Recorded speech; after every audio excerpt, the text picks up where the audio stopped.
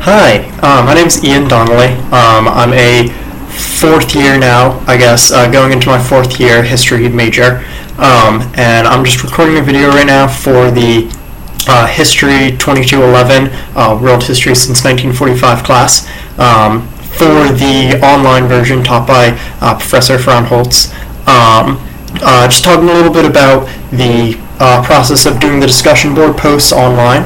For my section, we had to do typically one that was due on Thursday, and then two that were due on Sunday. Sometimes it varied in there a little bit, but for the most part, that was it.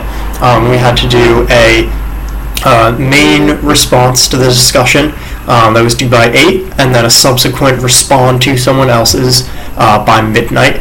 So I'm just going to talk a little bit about my strategies that I used and things that I recommend other people doing in order to effectively answer the main questions on time and get their posts in on time.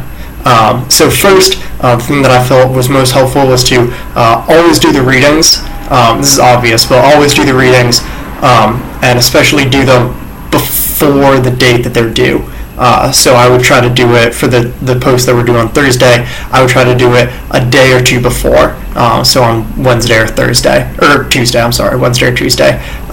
This just kind of gave me an opportunity to mull over the material, think about it outside of sitting at my computer. As I was walking around, I could think about it, and this would help me to sort of come up with questions or issues that I had on the reading that I could subsequently use in my response posts.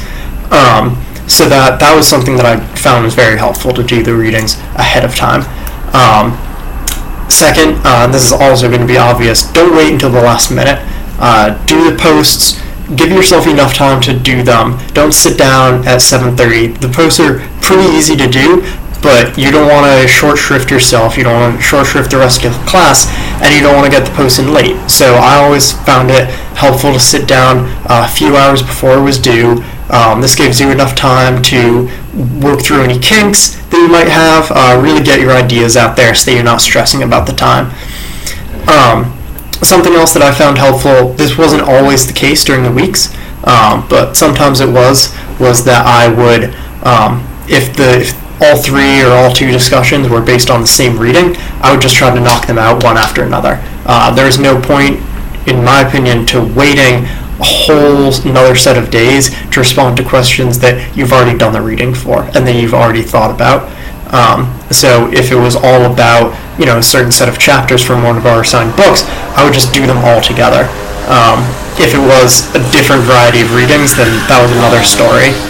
But again, for the ones that were due on Sunday, I would try to do the readings ahead of time as well. The last thing is that for the response posts, I always did those at the exact same time that I did the main post. Just because while you're doing the main post, maybe you're coming up with new things that you hadn't really thought about while you were taking notes, you're coming up with new ideas, new questions are arising for you as you're writing something, maybe you're looking in the material for a citation or something that doesn't really exist, something that you sort of thought of on your own, and then the response post is a really good opportunity for you to write that to one of your peers and say, what did you think about this? This was something I was thinking about. Here's an issue that I had with the reading. What did you think about that? And I found that it was really helpful to just do all those at the same time. So that's pretty much it.